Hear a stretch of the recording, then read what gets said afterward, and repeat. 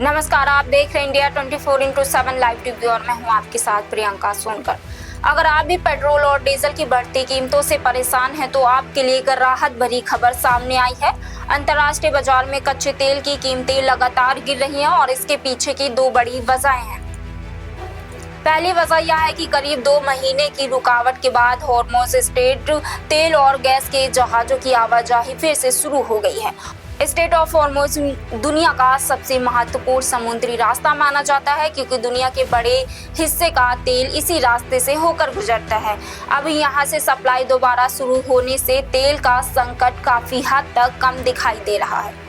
दूसरी बड़ी वजह है कि अमेरिका और ईरान के बीच तनाव कम होने के संकेत। दोनों देशों के बीच बातचीत की खबरों से बाजार में भरोसा बढ़ गया और इसका असर सीधे कच्चे तेल की कीमतों पर दिखाई दे रहा है। क्रूड की कीमत गिरकर करीब $71 प्रति बैरल और WTI क्रूड करीब $68 प्रति बैरल पहुंच गया है, यानी अंतर्राष्ट्रीय बाजार में तेल लगातार सस्ता हो रहा है। इसी बीच उत्पादक देशों के संगठन OPEC+ ने भी बड़ा फैसला लिया है। सऊदी अरब, रूस, इराक, कुवैत, कजाकिस्तान, अल्जीरिया और ओमान समेत 7 देशों ने अगले महीने से हर दिन करीब 1,88,000 बैरल अतिरिक्त कच्चे तेल का उत्पादन बढ़ाने का फैसला किया है।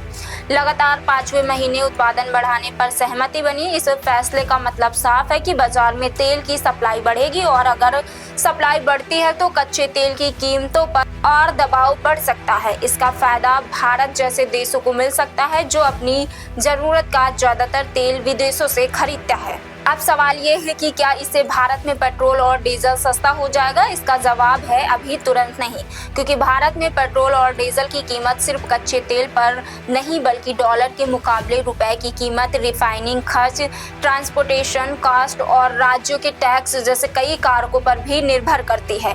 जबकि पेट्रोलियम मंत्री हरदीप पुरी ने भी कहा है कि सरकारी तेल कंपनियों के पास अभी जो स्टॉक है वह उस समय खरीदा गया था जब कच्चा तेल महंगा था। अगर अंतर्राष्ट्रीय बाजार में कीमतें कुछ समय तक इसी तरह नीचे बनी रहती हैं तब आगे चलकर पेट्रोल और डीजल की कीमतों में राहत मिलने की संभावना बन सकती है। यानी फिलहाल दुनिया के तेल बाजार से अच्छी खबरें आ रही हैं। स्ट्रेट ऑफ हॉर्मुज़ खुल चुका है, तेल की सप्लाई बढ़ रही है, OPEC+ उत्पादन बढ़ा रहा है और कच्चा तेल लगातार सस्ता हो रहा है। अब सभी की नज़र इस बात पर है कि क्या इसका फायदा आने वाले दिनों में भारत के आम लोगों को मिलेगा। आपको क्या लगता है, क्या पेट्रोल और डीजल की कीमतें जल्द कम होंगी?